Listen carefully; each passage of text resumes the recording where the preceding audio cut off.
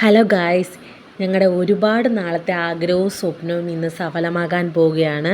ഒരുപാട് നാളായി ഞങ്ങൾ ആഗ്രഹിച്ച ഞങ്ങളുടെ ഗുരുവായൂർ യാത്ര, പല കാരണങ്ങളാൽ പാളിപ്പോയ ഞങ്ങളുടെ ആഗ്രഹം ഇന്ന് സഫലമാകാൻ പോവുകയാണ്. അതിൻ്റെ ഒരു സന്തോഷം ഞങ്ങളുടെ രണ്ടുപേരുടെയും മുഖത്തുണ്ട്. അത്യാവശ്യം നല്ല തിരക്ക് തന്നെ ട്രെയിനിലുണ്ടായിരുന്നു. അതുകൊണ്ട് ആദ്യമേ വിൻഡോ സീറ്റൊന്നും കിട്ടിയില്ല. പിന്നെ അഡ്ജസ്റ്റ് ചെയ്ത് ഇങ്ങനെ ഇരുന്നു.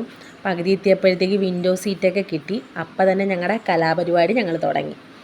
അങ്ങനെ പുറത്തെ കാഴ്ചകളൊക്കെ കണ്ട് ഇങ്ങനെ ആസ്വദിച്ച് ഗുരുവായൂർ ക്ഷേത്രത്തിലേക്ക് എത്തുന്ന ആ ഒരു നിമിഷത്തിന് വേണ്ടിയിട്ട് ഇങ്ങനെ കാത്തിരുന്ന് പോവുകയാണ്.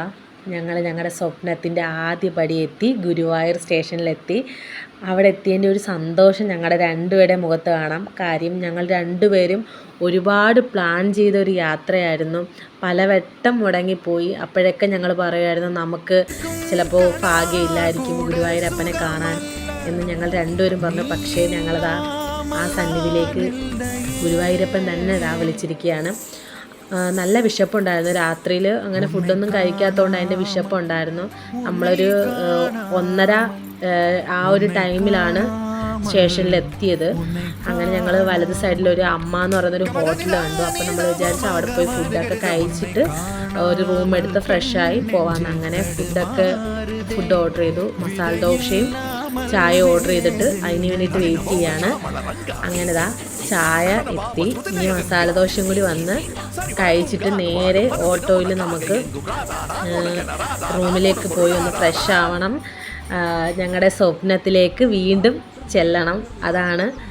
അങ്ങനെ അതിൻ്റെ ഒന്നും വീഡിയോ എടുക്കാൻ പറ്റില്ല. ഇപ്പോൾ യാത്ര ചെയ്ത് പോകുന്നതിൻ്റെ ഒരു വീഡിയോ മാത്രമേ എടുക്കാൻ പറ്റുള്ളൂ. പിന്നെ രാവിലെ ഒരു 2:45 കൂടി ഞങ്ങൾ ഗുരുവായൂർ ക്ഷേത്രത്തിലെത്തി. അങ്ങനെ ഞങ്ങളുടെ മനം നിറയെ ഞങ്ങളുടെ ഗുരുവായൂരപ്പനെ കണ്ടു.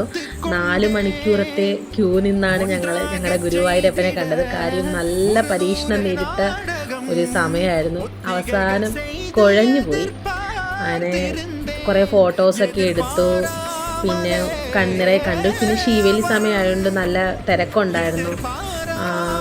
പിന്നെ ഞങ്ങൾ വീണ്ടും കൊല്ലത്തേക്ക് മടങ്ങുകയാണ്. ഇടയ്ക്ക് കുറച്ച് പർച്ചേസൊക്കെ ഉണ്ടായിരുന്നു. അതിൻ്റെ വീഡിയോ ഒന്നും എടുക്കാൻ പറ്റിയില്ല. എന്നുവെച്ചാൽ നല്ല തിരക്കായതുകൊണ്ട് അതൊന്നും എടുക്കാൻ പറ്റിയില്ല. അങ്ങനെ ഞങ്ങളിതാ വീണ്ടും തിരിച്ച് ഞങ്ങളുടെ നാട്ടിലേക്ക്. ബൈ.